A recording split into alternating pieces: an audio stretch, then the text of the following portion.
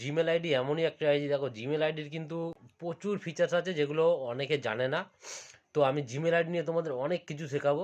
Gmail ID দিয়ে তুমি তোমার পুরনো ছবি ভিডিও ব্যাকআপ নিয়ে রাখতে পারবে, এমনকি তোমার স্মার্টফোনটা হারিয়ে গেলেও কিন্তু তোমরা খুঁজে পেতে পারবে এই জিমেল আইডির থ্রুতে।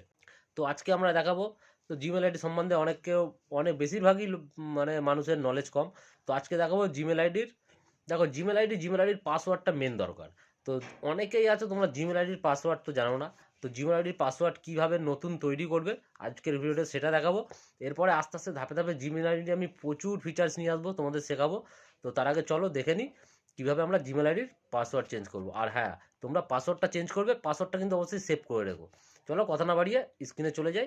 আর ভিডিওটা ভালো লাগলে অবশ্যই লাইক করে দিও, আর প্রোফাইলটা বা পেজটাকে ফলো করে নিও। তো সবার প্রথমে আমি আমার গুগলটা ওপেন করে নেবো।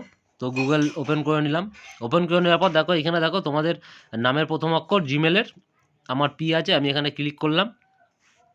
ক্লিক করার পর এখানে দেখো ম্যানেজ ইওর গুগল অ্যাকাউন্ট, তো এইখানে আমরা ক্লিক করব।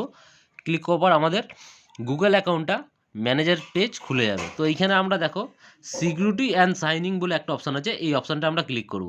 ক্লিক করার পরে একটু স্ক্রল করে উপরে তুলবো, দেখো পাসওয়ার্ড বলে একটা অপশান আছে, এই পাসওয়ার্ডে আমরা ক্লিক করব।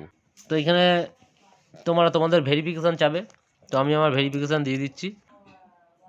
এবার দেখো এখানে নিউ পাসওয়ার্ড, কনফার্ম পাসওয়ার্ড, এখানে তুমি একটা পাসওয়ার্ড বসাও, আমি একটা পাসওয়ার্ড বসিয়ে নিচ্ছি। এই পাসওয়ার্ডটা সেম পাসওয়ার্ড এখানে কনফার্ম করে দাও। এখানে দেখো চেঞ্জ পাসওয়ার্ড, এখানে ক্লিক করো। এখানে চেঞ্জ পাসওয়ার্ড, এখানে দেখো পাসওয়ার্ড চেঞ্জ হয়ে গেছে। তো এই পাসওয়ার্ডটা তোমরা সেভ করে রাখো। তো তোমরা দেখলে কীভাবে তোমাদের জিমেল আইডির পাসওয়ার্ড তৈরি করবে। তো এই পাসওয়ার্ডটা তোমরা সেভ করে রাখো, তারপরে আরও অনেক ফিচার্স কিন্তু আমি তোমাদের দেখাবো। চলো টাটা বাই বাই।